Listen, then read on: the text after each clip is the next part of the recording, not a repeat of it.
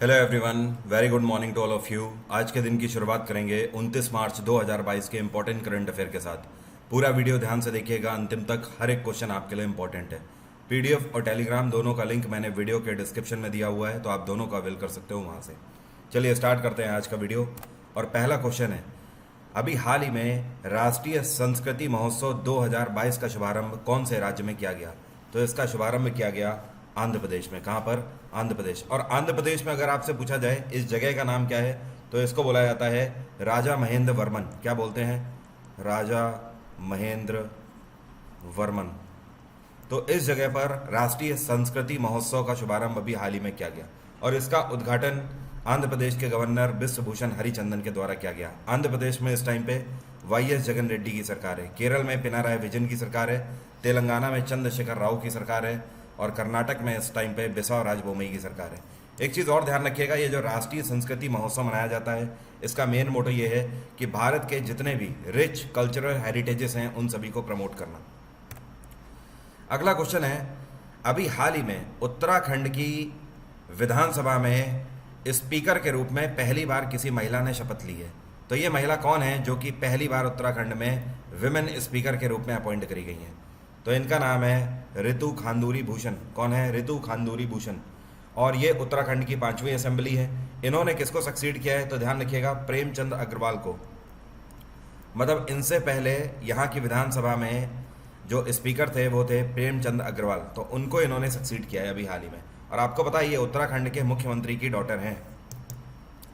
और आपको याद होना चाहिए, एक हफ्ते पहले मैंने आपको बताया है उत्तराखंड में एक बार फिर से बीजेपी की सरकार बन गई है और पुष्कर सिंह धामी नए मुख्यमंत्री फिर से बने हैं। तो पुष्कर सिंह धामी अपना दूसरा कार्यकाल यहाँ पे सर्व कर रहे हैं। अगला क्वेश्चन है, वर्ल्ड थिएटर डे अभी हाल ही में कौन से दिन मनाया गया? तो विश्व रंगमंच दिवस हम लोग हर साल 27 मार्च को मनाते हैं। परसों के दिन इसको मनाया गया था और इस बार 2022 की थीम रही theatre and a culture of peace. आपको पता है वर्ल्ड थिएटर डे क्यों मनाया जाता है? पूरे दुनिया में इसको इंटरनेशनल थिएटर इंस्टीट्यूट के द्वारा मनाया जाता है और थिएटर की अपनी एक इम्पोर्टेंस है मनोरंजन के क्षेत्र में, उसको दिखाने के लिए ये दिवस मनाया जाता है। हर साल किसी ना किसी थिएटर को दुनिया के इंटरनेशनल थिएटर इंस्टीट्यूट की तरफ से आउटस्टैंडिंग थिएटर पर्सनालिटी के रूप में चुना जाता है और जिस थिएटर को इंटरनेशनल थिएटर इंस्टीट्यूट चुनता है उसकी ये रिस्पॉन्सिबिलिटी होती है कि वो पूरे वर्ल्ड को थिएटर के फील्ड में एक मैसेज जरूर देंगे। तो इस बार 2022 के लिए कौन से थिएटर को चुना गया है? तो ध्यान रखना, इसका नाम है पीटर सेलोन्स। क्या नाम है? पीटर सेलोन्स। और पीटर सेलोन्स कहाँ का थिएटर है? अमेरिका का थिएटर है। अगला क्वेश्चन है, भारत में पहली स्टील रोड का उद्घाटन अभी हाल ही में कौन से शहर में किया गया? तो भारत में पहली बार स्टील वेस्ट को यूज करके 1 किलोमीटर लंबी रोड बनाई गई है और इसमें 6 लेन है। कितनी लेन है? 6 लेन है। इसका शुभारंभ अभी हाल ही में गुजरात के सूरत में किया गया। आपको तो पता ही है सूरत को डायमंड सिटी के नाम से जाना जाता है। पूरे भारत में जितने भी हीरे की कटिंग होती है उसका 90% हीरे की कटिंग सिर्फ और सिर्फ सूरत में होती है और साथ में उसमें पॉलिशिंग भी होती है। एक चीज़ और ध्यान रखिएगा, ये जो स्टील रोड बनाई गई है ये भारत सरकार का waste to wealth and clean India campaign के तहत इसको बनाया गया है। अल्टीमेटली आने वाले टाइम में भारत सरकार ये चाहती है कि ज़्यादा से ज़्यादा रोड का निर्माण हो और इन रोड्स में वेस्ट प्लास्टिक का यूज़ किया जाए, वेस्ट स्टील का यूज़ किया जाए और दूसरी ऐसी धातुएं जिनको हम लोग रिसाइकल नहीं कर सकते, उन सभी धातुओं को जो कि लगभग ऑलमोस्ट डेड कंपोनेंट के बराबर हैं उनको रोड बनाने में यूज़ किया जाए, जिससे कि वो डिकम्पोज भी हो जाएंगे एक पर्टिकुलर टाइम के बाद। और रोड मंत्रालय आपको तो पता ही है किसके पास है? नितिन जयराम गडकरी के पास। नितिन जयराम गडकरी की कॉन्स्टिट्यूएंसी क्या है? नागपुर। नागपुर इनकी कॉन्स्टिट्यूएंसी है। अगला क्वेश्चन है, which country has won SAFF under 18 women's football championship 2022? साल 2022 का SAFF under 18 women's football championship का फाइनल अभी हाल ही में कौन से देश ने जीता है? ये जीत लिया है भारत ने और इस बार इसका तीसरा संस्करण आयोजित किया गया है। और इस बार ये कहाँ पर आयोजित किया गया? तो ध्यान रखिएगा, झारखंड के अंदर जमशेदपुर में JRD टाटा स्पोर्ट्स कॉम्प्लेक्स में इसको आयोजित किया गया था।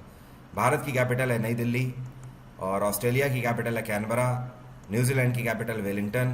क्या आप मुझे कमेंट बॉक्स में लिखकर बता सकते हो वेस्ट इंडीज़ की कैपिटल क्या है? आज का मेरा आपसे यही क्वेश्चन है, जरा लिखकर बताइए वेस्ट इंडीज़ की कैपिटल क्या है।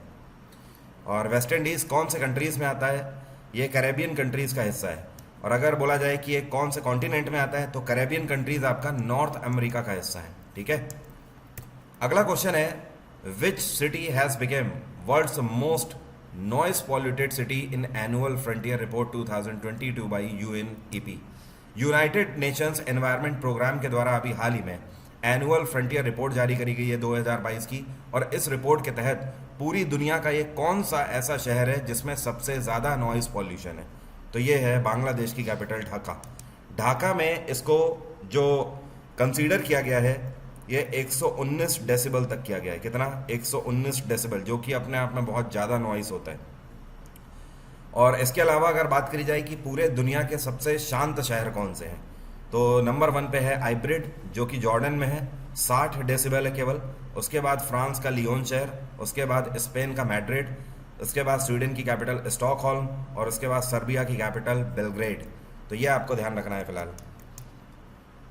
और यूएनईपी की अगर बात करें, यूनाइटेड नेशंस एनवायरनमेंट प्रोग्राम की, तो इसकी स्थापना 1972 में करी गई थी। इसका हेडक्वार्टर है नैरोबी, और इसके प्रेसिडेंट कौन है? ये हैं इंगर एंडरसन। क्या नाम है? Inger Anderson. अगला क्वेश्चन है, in which city president's colour has been presented to INS Valsura. कहने का मतलब यह है कि आईएनएस वलसूर को अभी हाल ही में राष्ट्रपति रामनाथ कोविंद की तरफ से प्रेसिडेंट कलर अवार्ड से सम्मानित किया गया। कौन से शहर में? तो ये सम्मानित करी गई पूरी यूनिट जामनगर में। गुजरात के जामनगर में आईएनएस वलसुरा जो यूनिट है इंडियन नेवी की, ये बेसिकली एक ट्रेनिंग डोमेन है, और यहाँ पर जो हमारे इंडियन नेवी की जो यूनिट्स हैं उनको टारपीडो हैंडलिंग सिखाई जाती है। इसके अलावा अंडर वाटर के मिसाइल्स ऑपरेशन सिखाए जाते हैं। और आपको पता है आईएनएस वलसुरा यूनिट की स्थापना कब करी गई थी? 1942 में करी गई थी, 5 दिसंबर के दिन, इंडियन नेवी डे के अगले दिन। तो तब से लेकर आज तक ये राष्ट्र को अपनी सर्विसेज समर्पित कर रही है यूनिट, इसलिए राष्ट्रपति रामनाथ कोविंद ने प्रेसिडेंट कलर सम्मान से सम्मानित किया है इस पूरी यूनिट को। और ये जो आपको दिख रहे हैं अधिकारी, ये हैं लेफ्टिनेंट अरुण सिंह संबियाल। इन्होंने पूरी यूनिट की तरफ से राष्ट्रपति से ये अवार्ड रिसीव किया। अगला क्वेश्चन है, यह कौन सा वेब पोर्टल है जिसको अभी हाल ही में सुमित्रा गांधी कुलकर्णी के द्वारा लॉन्च किया गया है नरेंद्र मोदी के लिए।